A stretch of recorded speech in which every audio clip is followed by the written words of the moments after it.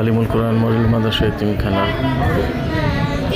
ছাত্র ওস্তাদরা আমাদের এক মুহুব্বিন ভাইয়ের বাসায় দোয়া ইউনুসের